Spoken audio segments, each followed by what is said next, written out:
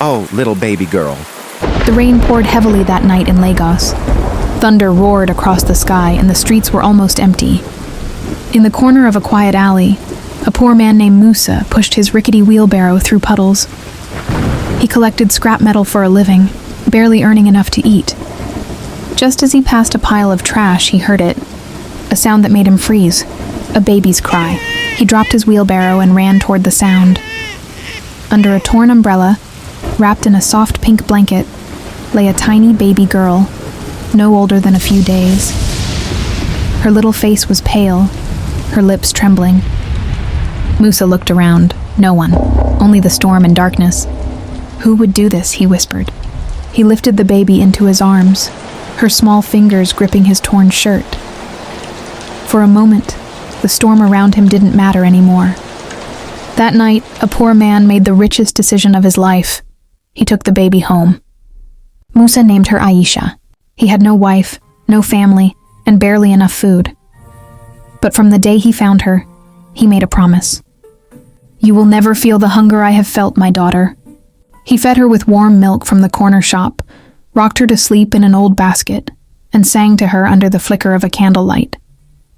As Aisha grew, so did Musa's love and his struggle. Neighbors mocked him. "Musa, how can a beggar raise a child?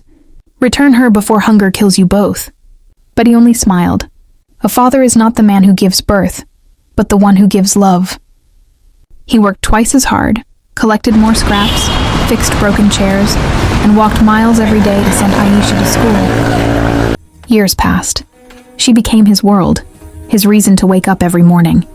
Meanwhile, across the city, the wealthy Adewale family mourned. Their newborn daughter had been kidnapped years ago, the heir to their business empire. Despite police investigations and national headlines, the baby was never found. Mrs. Adewale never recovered from the loss. Every year on her daughter's birthday, she lit a candle by the window. But destiny was quietly at work. By the time Aisha turned 17, she was brilliant, always top of her class. But when school fees increased, Musa couldn't afford it anymore. One day, he returned home with blood on his hands. He had injured himself at work, trying to earn more. Aisha wept. "Papa, I'll quit school and work instead." Musa shook his head weakly. "No, my child. You will finish what I never started." A week later, Aisha entered a citywide essay competition. Her topic, the price of love. Her essay told the story of a poor man who found a baby in the rain and raised her with nothing but love.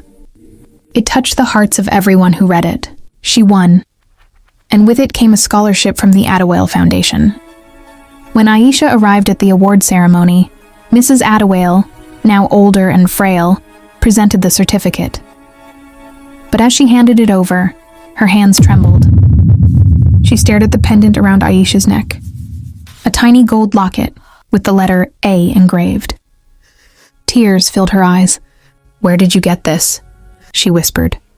Aisha smiled. "My father said it was around my neck when he found me as a baby. He said it was a sign that I was special." Mrs. Adewale froze. The room spun. That locket had belonged to her daughter.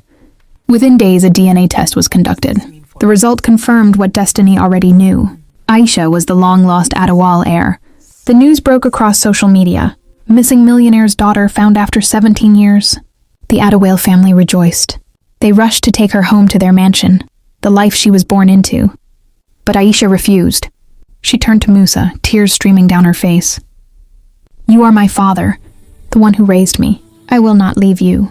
Mrs. Adewale, overwhelmed by guilt and gratitude, knelt before Musa.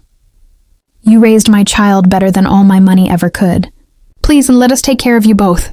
Months later, Musa and Aisha moved into the Adewale home, but he never changed. He still wore his old slippers, still fixed broken chairs for fun, and still prayed under candlelight. The Adewale family gave him everything, but Musa always said, "I was rich long before your money found me. I had my daughter." When he died years later, peacefully in his sleep, Aisha buried him under a tree near the alley where he found her, and built a foundation in his honor, the Musa Home for Abandoned Children. Sometimes the poorest hearts hold the richest love. Musa didn't just find a baby that night. He found his purpose. And though he lived poor, he died a millionaire in love. You don't need wealth to change a life. Sometimes one act of kindness rewrites destiny. Please subscribe to watch more interesting stories and turn on your notification.